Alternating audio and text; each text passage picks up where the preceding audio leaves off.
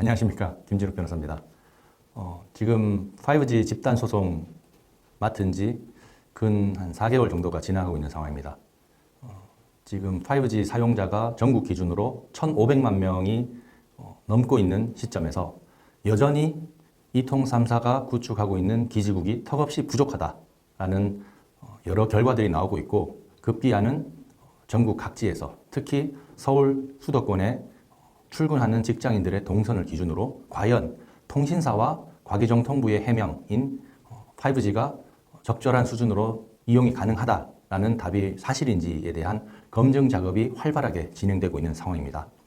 제가 여러 소식통을 통해서 듣기로는 여전히 5G는 집 그리고 대중교통, 직장에서 여전히 터지지 않고 있다. 그래서 5G 이용자들이 속이 터지고 있다 라는 반응들을 굉장히 많이 보내주고 계시는 상황이고, 피해 사례들을 속속들이 저희 법무법인 주원을 통해서, 그리고 공동소송 플랫폼 화난 사람들을 통해서, 그리고 네이버 카페 5G 피해자 모임을 통해서 많이 지금 오고 있는 그런 상황이고요. 저 역시도 5G 집단 소송을 맡고 있는 변호사로서 이것들이 충분히 공론화가 되어서 최대한 많은 분들이 이번 집단 소송에 참여를 하고, 그래서 소송의 동력을 얻고 사법부에서 실제 현실이 어떤 건지를 명확히 인지를 하고 소송 결과를 도출해낼 수 있게끔 좀 도움을 드려야 되겠다라는 생각을 가지고서 백방분주히 움직이고 있는 상황입니다. 제가 2015년부터 과기정통부의 가계통신비 개념 재정립 TF위원으로 활동하면서 우리나라 이용자들이 쓰고 있는 통신요금이 어떻게 책정되는지, 그 책정되는 방식, 그리고 그 통신요금을 구성하고 있는 여러 요소들이 어떤 것인지에 대한 전문적인 자료들을 굉장히 많이 수집을 하고 있는데요. 통신요금은 크게 속도, 그리고 커버리지, 품질 등등을 기준으로 통신요금 원가가 책정이 됩니다. 지난 2020년 국회 국정감사에서 민주당 모 의원께서 4G LTE의 통신요금 원가가 얼마가 되는지를 대법원 판례에서 통신요금 원가를 공개하라라고 판결이 났기 때문에 통신요금 원가가 3만 원 정도에 불과하다라고 언급을 하시면서 공식 보도자료와 국회 기자회견을 통해서 5G 역시도 자체 분석 결과 5G 요금의 원가가 3만 원 초반에 불과하다라는 발표를 한 적이 있습니다. 그 얘기를 들으면서 저 역시도 재판부에 이렇게 소비자들이 실제로 통신사들이 턱없이 부족한 5G 기지국을 구축했고, 당연히 그에 따라서 적절한 서비스가 제공되지 못하는 그런 수준을 기준으로 했을 때 과연 이용자들이 내야 되는 5G 요금이 얼마가 될 것이냐, 그것이 고스란히 이용자들이 입는 재산상 손해다라는 논리로 재판부에 5G 통신 요금의 원가를 책정할 수 있는 근거 자료를 제출을 해달라, 제출 명령을 내려달라라고 요청을 해놓은 상황입니다. 재판부가 어떻게 판단할지 관심을 가지고 지금 기다리고 있는 상황이고요.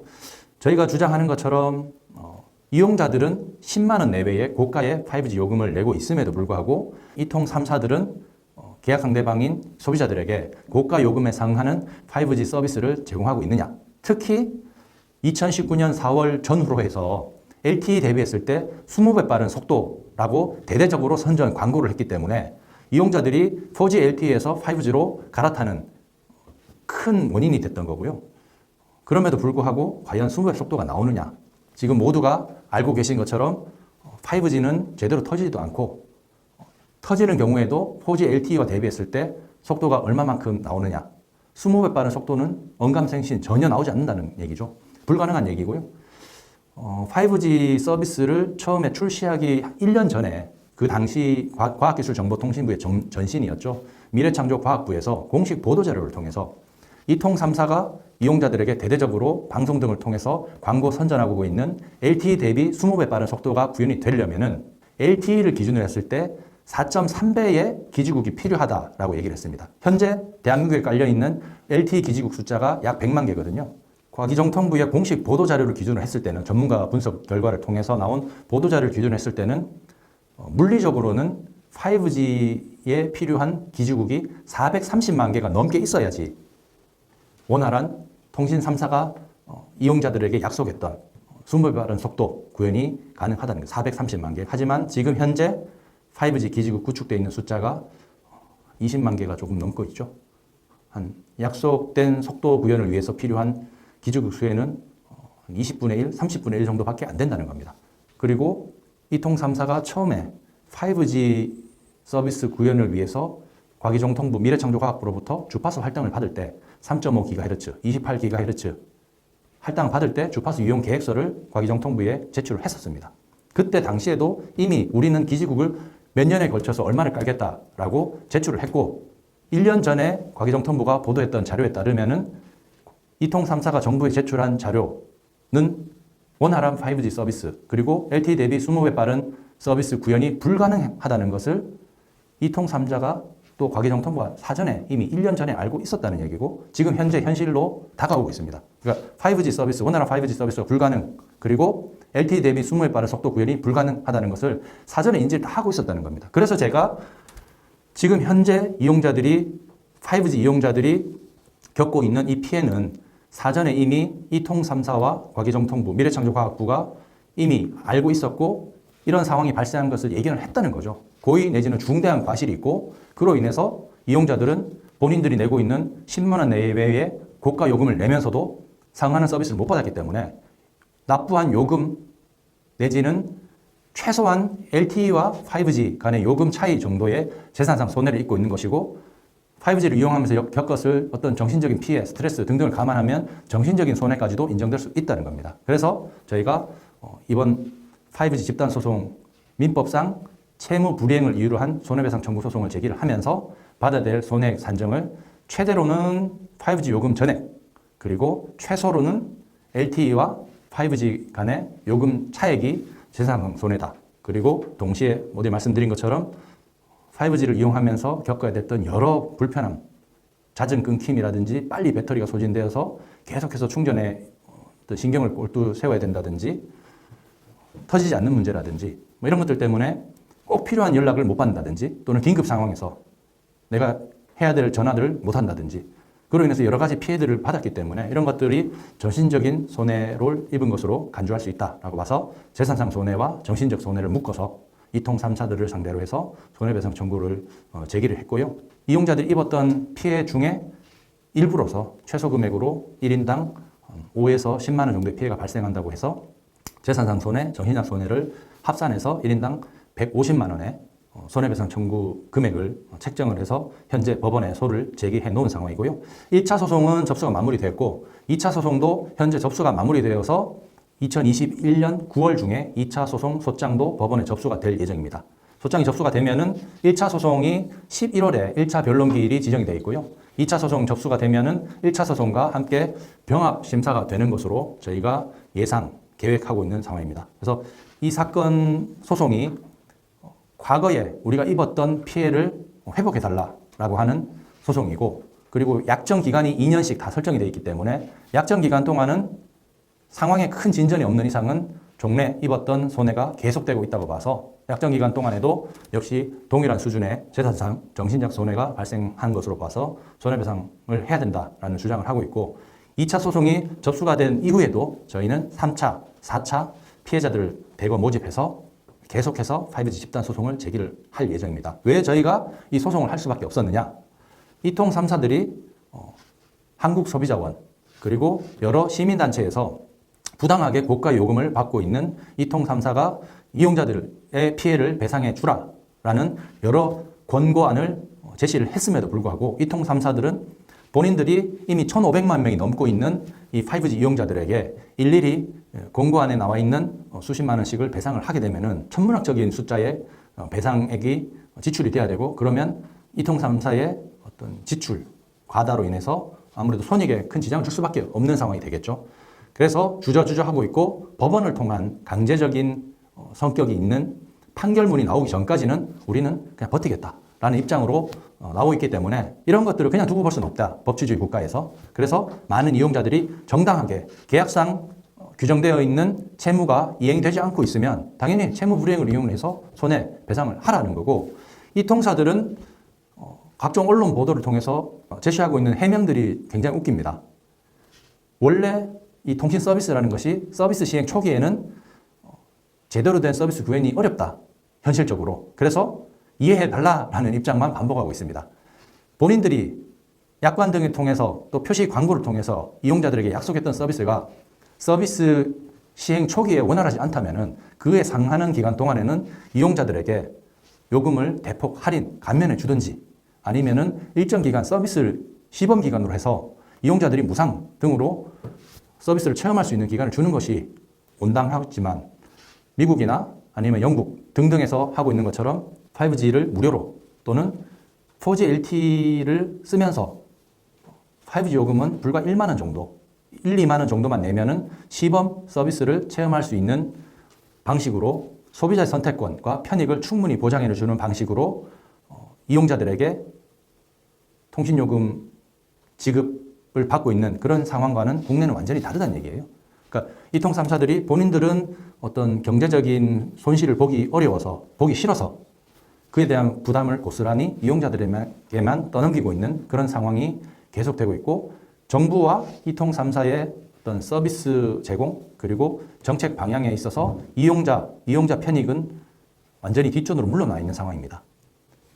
그래서 지금 이렇게 법원에 강제력을 갖춘 판결문을 얻어내기 위해서 부득이 이용자들이 본인의 사비를 털어서 집단소송에 착수를 하고 있는 상황이고요. 저희가 생각했을 때 5G 집단소송은 저뿐만 아니라 여러 변호사들을 통해서 집단소송이 제기가 된다면은 많은 어떤 목소리들이 좀 존중받을 수 있지 않을까 생각을 하고 있고요. 많은 피해자들이 지금 현재 5G를 쓰고 계시는 분들 전부가 사실은 현실적 또는 실제적 잠재적 피해자라고 볼 수 있습니다. 그럼에도 불구하고 많은 분들이 내가 5G 피해자다. 그러니까 본인이 내고 있는 요금에 비해서 5G에 기존에 약속됐던 서비스를 제대로 제공받지 못하고 있다는 부분을 아직까지 인지를 못하고 있기 때문에 이렇게 선뜻 소송에 나서기 어려운 부분이 있을 것 같고요.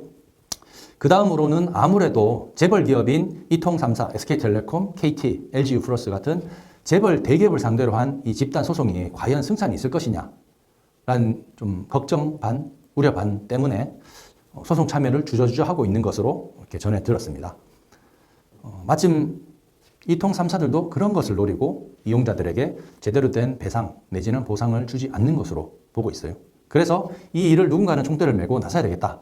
거대 재벌 대기업을 상대로 한 집단 소송이니만큼 변호사들도 선뜻 나서기 쉽지 않았을 걸로 생각이 됩니다. 그래서 마침 저희가 가까운 분들이 5G 서비스를 이용하고 있고 실제로 본인이 살고 있는 집 그리고 직장 그리고 주로 활동하는 그 동선 내에서 5G가 터지지 않는다. 요즘 뭐 많이들 이용하는 스타벅스에서 결제를 해야 되는데 결제기가 인식을 못하고 있다.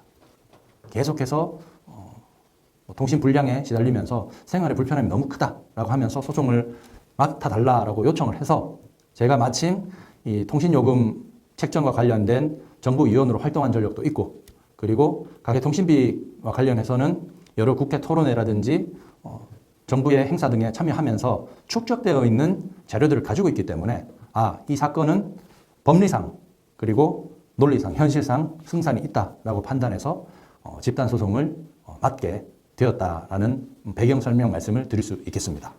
채무불이행을 원인으로 한 손해배상 청구 소송입니다. 제가 모두에 말씀드린 것처럼 이 채무불이행이 있을 수밖에 없다는 것을 통신 3사와 정부가 사전에 알고 있었고 충분히 예견할 수 있었던 부분이기 때문에 이통 3사, 채무자인 이통 3사의 고의 내지는 중대한 과실은 제가 인정할 수 있는 증거를 갖추고 있다고 생각됩니다. 그리고 피해자들이 입었던 재산상 손해 역시도 피해 상황들을 확인할 수 있는 특히 5G 커버리지 그리고 커버리지 안에서도 실제로 인빌딩이라고 하죠. 건물 내에서 5G 신호가 고주파 대역을 이용하기 때문에 직진성이 강한 주파수 대역이고 따라서 LTE와는 달리 이 회절성이 약합니다.